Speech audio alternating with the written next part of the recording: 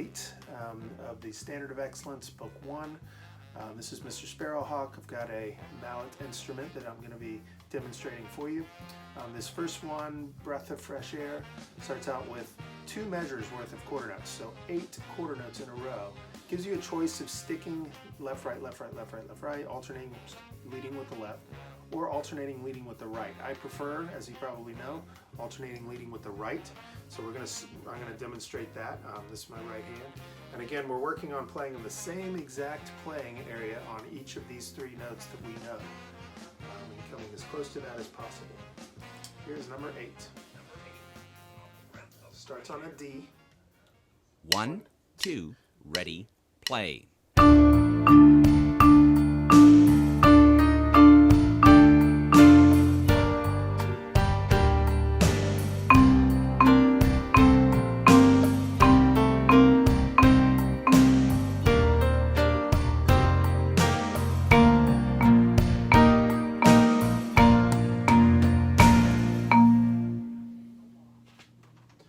One thing I used to tell my beginners in teaching mallet stuff back in marching band stuff, especially when I started out, I would say things like, and I was taught this by somebody, that imagine you dipped your mallets in paint. Nobody do that. You dip your mallets in paint and then you start playing. You should see on all of the notes that you're playing down here kind of a dotted line going up the instrument, and then all the notes that you're playing up here, a dotted line that are all even with that resonator. Right? And if you're doing this on a bells, glockenspiel type instrument, a metallophone of some type, you think of it the same way. You just sort of visualize, imagine that there's a spot maybe drawn in the center, and the bottom on these is what you're aiming for. The top of the circle or the spot would be what you're aiming for down here for playing areas, to get that smoothness when you play up and down things. Again, aim for those playing areas. Now we're going to be moving in number 9 from one note to another note. Okay, so I'm going to talk a little bit about how you would make smart sticking choices. This one gives you the correct choices, okay, but sometimes you'll be asked to sort of think of what the better choice is for stickings. And so for number 9, you'll notice it starts with your left hand, okay, and your left hand leading, okay? So why is that a better choice? Well, when you move 4 notes in, you've played your 1, 2, 3, 4, and you're moving to a C. Well, that sets up your left hand to lead to that C and play your 4 notes, right? And then when you're playing from this C here and having to move way over to this B flat, you've got all this extra time, and your right hand can sort of follow the left hand, right? So the left hand is leading. Then notice the last 2 measures, you start your B flats with the right hand, because you're going to lead forward and upward to the C, right? So the hand that you're starting with is the hand that is going to leave you in a more convenient stick change time, right? You don't want to have to be doing this if possible, okay? And again, that contributes to the overall smoothness of things and how you're playing, what it's going to come out sounding like to the viewer, especially later on down the road, because whatever difference it makes now, it makes 10 times the amount of difference later. And you know, when you develop a sense for some of these little subtle things, you become, you know, much better than a lot of people around you that maybe aren't thinking about those things, which is always nice if you can be in that situation, if you're skilled enough to be in that situation. Here we go. 1, 2, ready, play.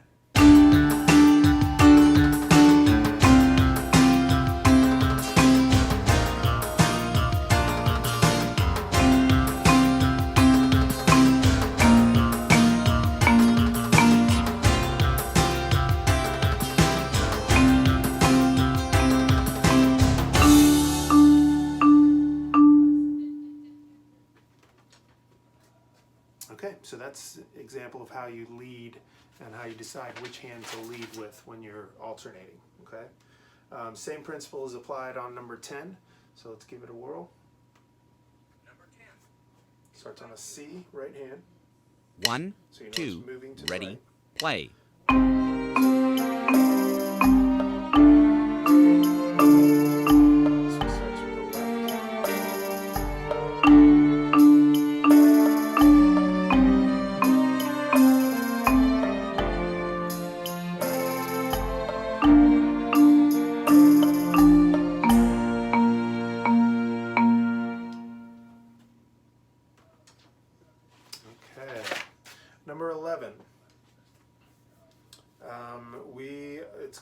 the price, and it's where the band gets introduced to half notes. You are also getting introduced to half notes now. You've been playing quarter notes, they've been playing whole notes. But now you're going to have a combination of quarters and halves. They're generally asking you to alternate, okay? Now they have a left, right, left, and then a right, okay? If I were playing this, I would change the sticking if I had the choice to. I probably did this on the snare drum version of this, where my right hand, where I'm playing natural sticking. My right hand is playing all the count 1s and 3s, left hand is playing all the count 2s and 4s. What that will do on this particular song is it will cause you to have a lot more in one hand notes than in the other hand. So, you know, there's a case to be made for go ahead and alternate this one. And you could do something like what's suggested, where you say left, right, right. Or you could do what I would do, which is right, left, left. Okay? And those happen to all be on the same notes. There's no reason to do that last one a left or a right. You've got plenty of time to do it either way. And you know, there's no set rules when it comes to natural sticking. It's just sort of a set of rules you can mostly follow or partially follow or follow all the way, depending on the situation, right? So in this situation, you know, I'm just going to play what's written in the book, because it's not necessarily any better than what I give you. Since you're learning from this book, I'm going to do it exactly the way the book does it, and just let you know that I might teach it a different way. And if you were here in front of me, I would say try it this other way. With you not here in front of me, run it back, try it the other way, you know, and get good at different ways, because that's always a good thing. All right, so here we are, number 11, half the price. Number 11, half the price. As written. Start with my left. 1, 2, ready, play.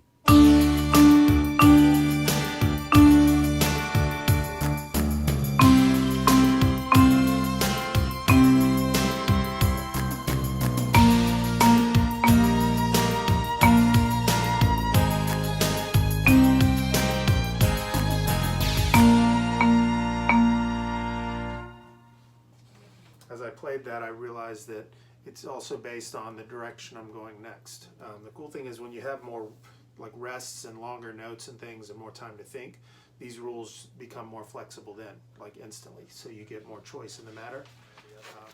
All right, number 12, this has the first real melody that we have, and let's see, it generally, strangely, does not follow a good sticking. So what I will do is I will put my sticking up on the screen at the bottom so you can see what I'm doing differently here, because I disagree on any theory of the way they've got this happening here. So what I'm going to say is, you know, there are two different ways you can play this, and I'll do both ways. You can generally stick to one note, one mallet, right? So you're assigning the notes to the mallets to make it a little bit easier to think about where you're going and which hand to go with. It's a slow enough tempo you can do that. You can repeat notes easily when they're quarter note speed or half note speed. If we were going really fast, that may be a different decision being made. So what I'm going to do is I'm going to stick to, you know, right hand on B flat and D, left hand on the C in the middle. And then I'll do it a different way where it's more of a leading thing. So I'm alternating, but then I'm leading up to the next note with a smart sticking, a sticking that sets me up for that. And that's where I'll definitely have it written at the bottom, because it's sort of different than what the book has. I don't think I agree with everything they've got here. So so ignore what's on the page in the book, okay? And look at my stickings and try it that way. And if you want to try it the book's way, you're welcome to. You're welcome to contrast them. Put the differences between them down in the comments section if you want. All right, here we go. So we're playing number 12. Number 12. One stick, one note. By the sea. 1, 2, ready, play.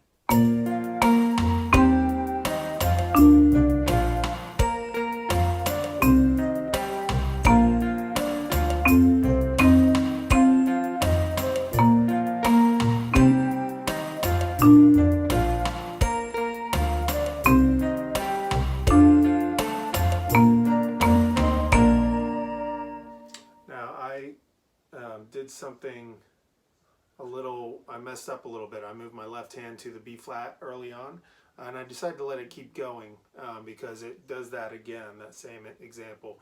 So I let it keep going, but I wanted to go back and point out that I made that mistake. I always make note of mistakes that I make, and then the next time you play, you obviously try to correct the mistake.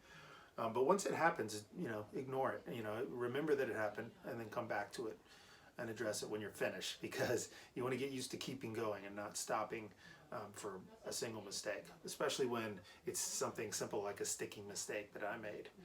Even though this is an instructional video, we have to learn to make mistakes. As I learn things, I make lots of mistakes, and that's how I get better and figure things out. So it's okay to do that, but recognize it. Don't stop for it. Don't dwell on it, okay? All right, here is number 12 again. This one is going to be more where you're alternating and then moving with good stick leading.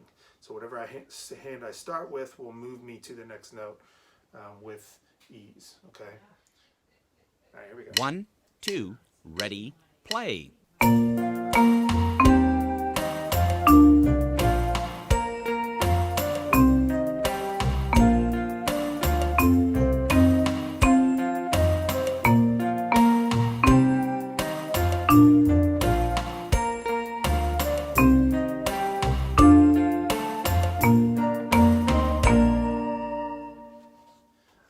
Let's go ahead and move on to number 13. This is a duet.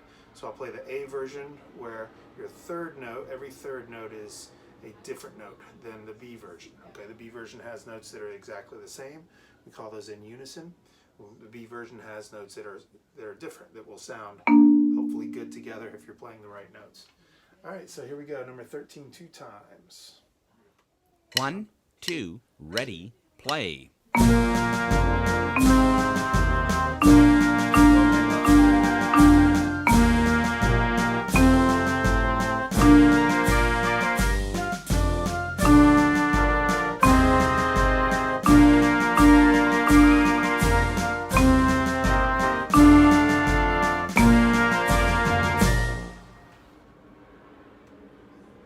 All right, here's 13B. This time, you play the B part. 1, 2, ready, play.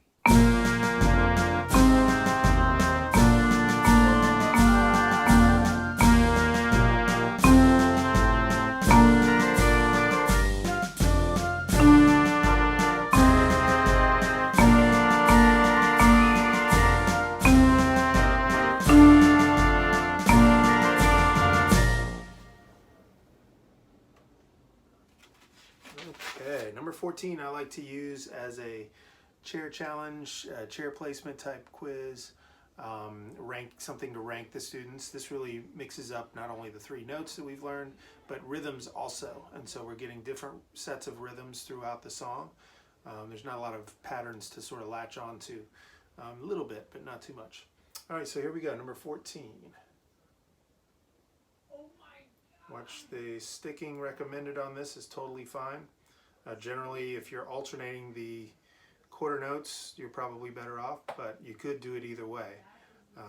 But alter quarter notes, you could be better off that way. But you could also, at this tempo, this slower tempo, you could repeat the same stick in the same hand if that works easier for you. So here we go. I'm going to do what's written. Go for excellence. 1, 2, ready, play.